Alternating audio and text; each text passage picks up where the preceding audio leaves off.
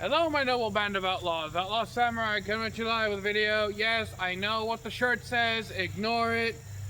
I know that it is October, but it has pentagrams and the word pagan on it and talks about drunken debauchery. So I've decided to ignore the Christmas part, or the word that should not be named, even though I just named it. In any case, you can see I got the backstop and everything out. I don't really take that down because it's too much of a bitch to set back up. But today I thought I'd kind of shoot my paper plate method. Now, if you can tell, let me zoom in. Oh, moved it too far.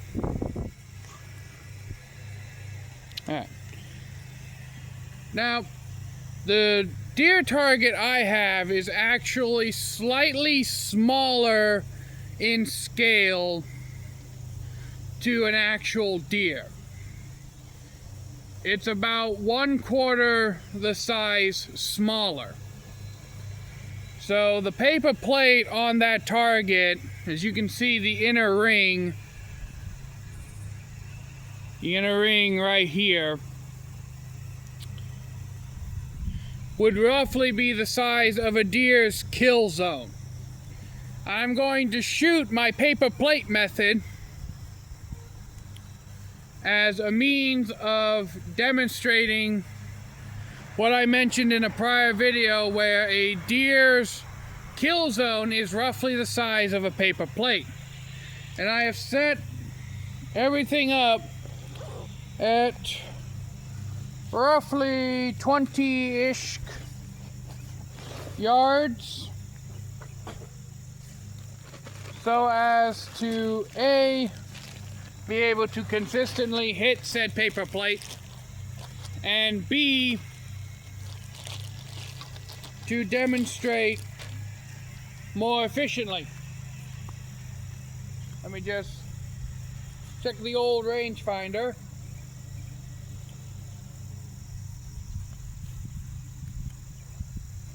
I am actually dead on 20 from right behind the camera. So that's what we're going to use. Now, as I said before, if I hit anywhere in that kill zone or in that white paper plate, it will roughly translate into potential double lung heart shot. Essentially, anywhere in that inner ring is a definite kill, is the working theory of my paper plate method. The black dot in the middle is more of just an aiming point, a reference, if you will. Essentially, the black dot represents a perfect double lung shot. So in theory, the closer to the black dot I get, the closer and more deadly the shot. So I'm gonna attempt to zoom in okay, that's as far as I can zoom in. On my old phone, it had 8 times magnification, so this is an $80 phone compared to a $200 phone, so sacrifices must be made to maintain price. 3, 2,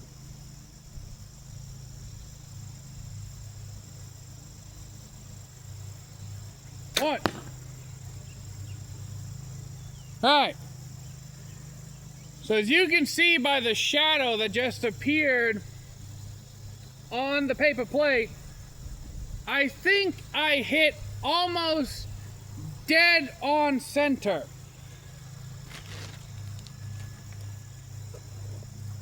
Hold on.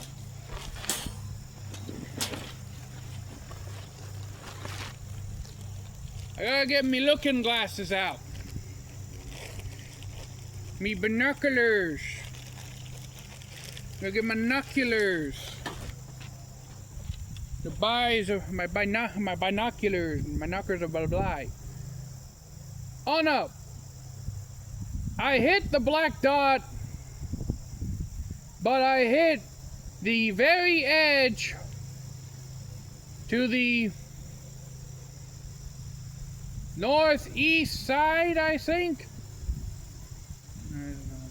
Yeah, northeast side. Basically, I didn't pay attention in angles class, so basically, I hit this side. I hit the black dot on the edge in this direction. Outlaw never claimed to be a mathematician or mathematics or fuck math. Math is for nerds. We only do the true kind of measuring around here, and that's guesstimation.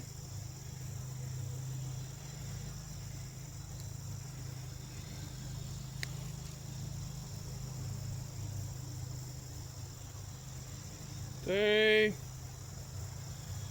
two,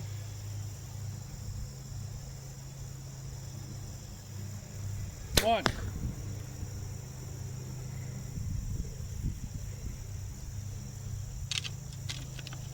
I can't tell too well. I mean, the shadows help me, but not too much.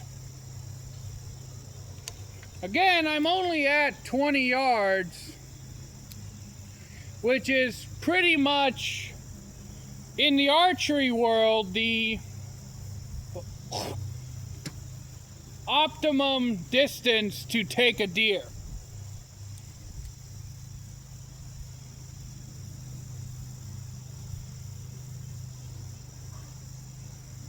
Three, two, one.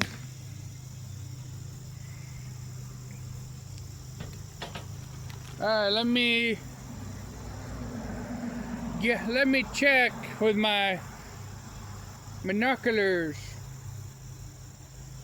Alright.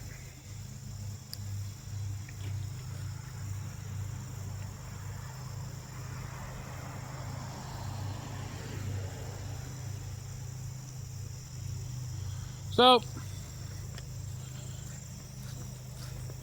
as we approach said target,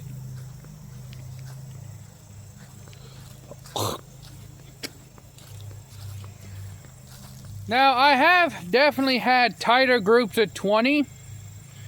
This is mostly my user error, but in essence, right down here would be basically a heart shot. And then here would be, I would guesstimate high lung. That would be kind of, I'm assuming low lung, and that would be perfect double lung.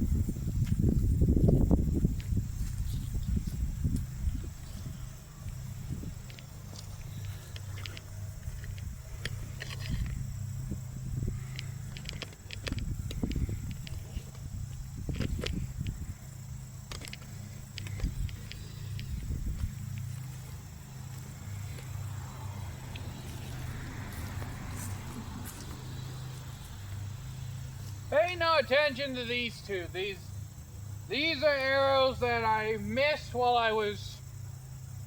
These were experiments that I was toying around, and this one was an attempted 35-yard shot that I missed.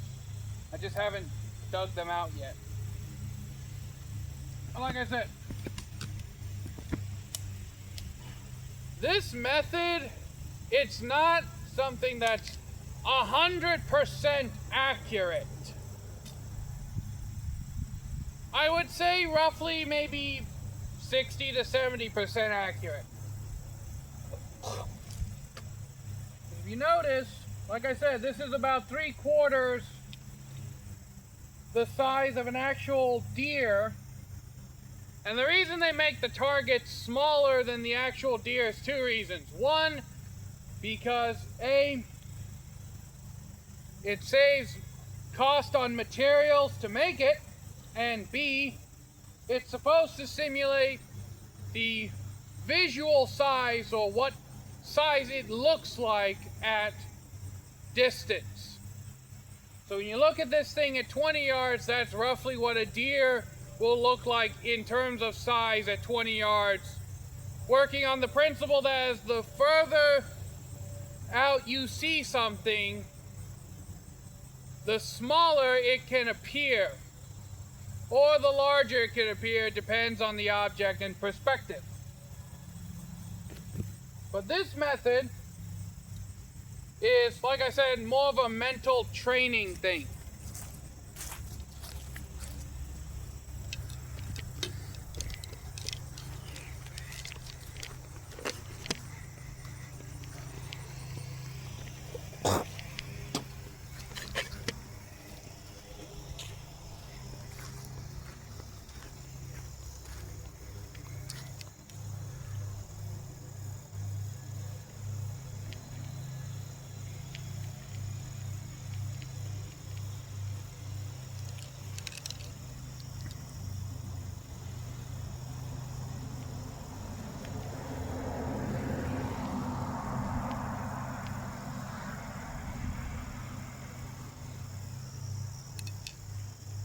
Now I'm going to attempt to repeat the same process, but with a tighter group. And the way I'm going to do this is I'm not going to distract myself with a countdown. Because in archery, you kind of want to, especially in bow hunting, they'd always talk about shot anticipation. Basically, the more you anticipate the shot going off, the more you'll jump when it actually does. It's kind of the same principle of slowly squeeze the trigger on a gun, but I have more of a punching problem, which honestly would cause most archers to lose accuracy, but for some reason, whenever I hit the trigger, the moment I feel the pin is right, I usually get pretty good droops. I guess you could say I combine instinctual shooting with aiming.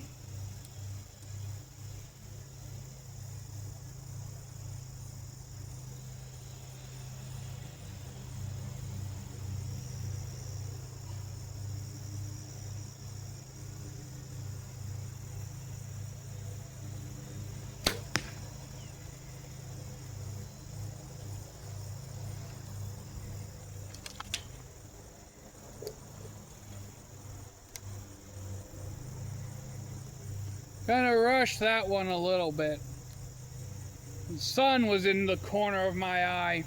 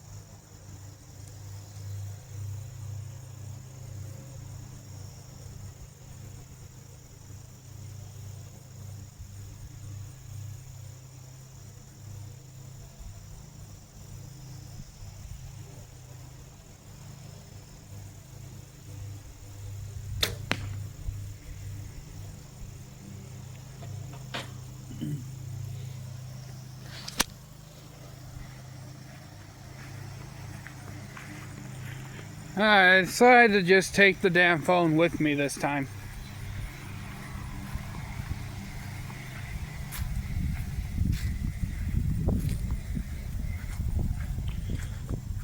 You see, this one was the one I kind of rushed because I got the sun in my eye full draw. These two,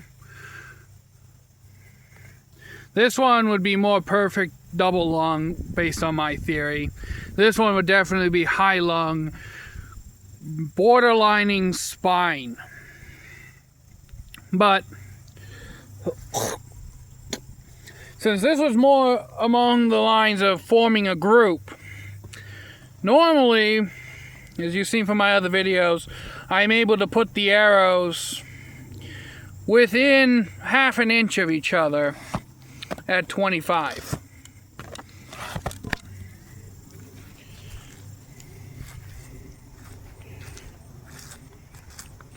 But I'm not going to stand here and say and blame the sun for everything. My own shooting ability also calls into question. Some days you have better shooting, some days you shoot better, some days you shoot worse. Can't really blame the equipment or the sun for everything. That's why there's a meme among bow hunters that if you're gonna be a bow hunter, you gotta get good at telling lies and excuses. I don't do that, which is probably why I'm not a good bow hunter. I own up when I fuck up. Now, there are many contributing factors to accuracy, but one of the biggest is how fast your heart's beating.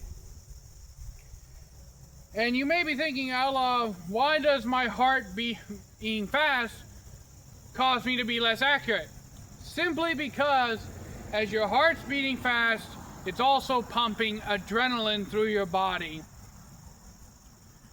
And while the adrenaline levels may vary depending on situation, if you're excited, you tend to release adrenaline along with, I believe it's called endorphins. Biology nerds in the comments, correct me on that. Dopamines, whatever. But basically, because your brain is releasing these chemicals, your body is in a hyper state, which means you tend to be more fidgety and more prone to acting. Whereas with archery, you have to remain calm so that you can keep the bow steady, your form correct, and make a good shot. In this particular instance, my heart is actually racing a little bit because Outlaw's a little out of shape. By any case, that is my paper plate method. Let me know what you think down in the comments below, my noble band of outlaws. Until next time, Outlaw Samurai tells all y'all, be crazy rednecks, be safe and use your weapons. And let me know if you have any theories or stratagems or what have you that you use when you bow hunt or hunt in general. I will also be talking about deer fever in another video. And for those of you who don't know, deer fever is the major leading cause of missing deer. It's not an actual disease or illness. It's a mental state that you get in, and how I do not get into it. I will explain that in my next video, but little bit of a spoiler ahead. To keep yourself from getting into deer fever, you have to think of the deer as more of an object than an animal, and I'll explain that in the video. So until next time, I'm out. Peace.